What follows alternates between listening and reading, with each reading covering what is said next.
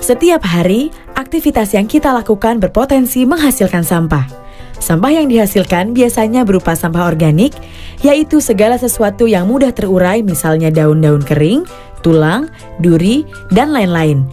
Dan sampah non-organik atau sampah yang sulit diurai, misalnya plastik, logam, kertas, dan lain-lain. Karena dihasilkan setiap hari, pengelolaan sampah yang kurang baik bisa menimbulkan masalah. Sampah yang dibuang sembarangan akan menumpuk, berbau, dan menjadi tempat berkembangnya penyakit. Sampah yang dibuang ke sungai bisa mencemari badan air dan mengakibatkan penyumbatan yang bisa berdampak banjir. Sampah yang dibakar juga akan mencemari udara, menurunkan kualitas lingkungan, dan bisa berdampak pada pemanasan global. Selain itu, penumpukan sampah yang tidak terkelola juga tentunya akan menurunkan nilai estetika kota secara keseluruhan. Kalau sudah begini, rusaklah lingkungan kita. Bagaimana caranya? Pengelolaan sampah yang baik menjadi kunci. Pengelolaan sampah harus berwawasan lingkungan, menetapkan prinsip kemandirian yang produktif, dan mengedepankan prinsip 3R. Apa itu 3R? 3R. 3R adalah singkatan dari reduce, reuse, dan recycle. Reduce adalah upaya mengurangi timbulan sampah. Contohnya, memakai tas belanja, mengurangi penggunaan tisu, mengurangi penggunaan pampers. Reuse artinya upaya menggunakan kembali bahan atau barang supaya tidak langsung menjadi sampah. Contohnya, botol plastik tidak dibuang tapi masih dapat kita gunakan menjadi vas atau tempat pensil.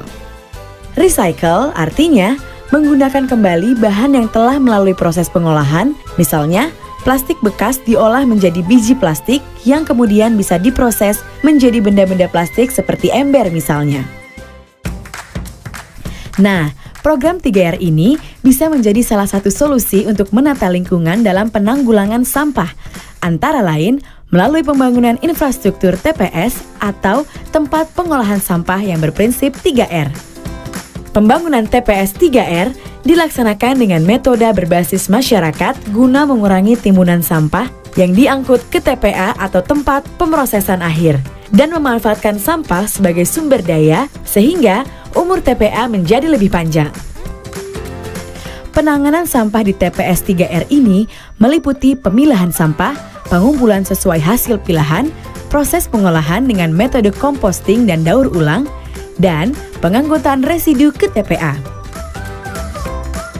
Kegiatan berbasis masyarakat sangat menekankan pada partisipasi masyarakat, mulai dari tahap perencanaan, pelaksanaan, pengelolaan, sampai dengan pengawasan. Ini juga dilakukan pada program pembangunan TPS 3R.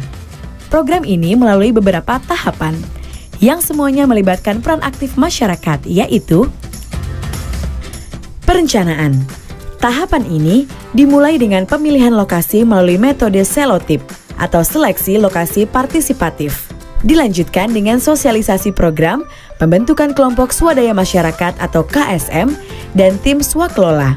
Dalam tahapan ini, KSM didampingi tenaga fasilitator lapangan atau TFL membuat dokumen perencanaan yaitu RKM atau Rencana Kerja Masyarakat sebagai dasar persyaratan bantuan dari pemerintah melalui Satuan Kerja Pengembangan Sistem Penyihatan Lingkungan Pemukiman Daerah Istimewa Yogyakarta.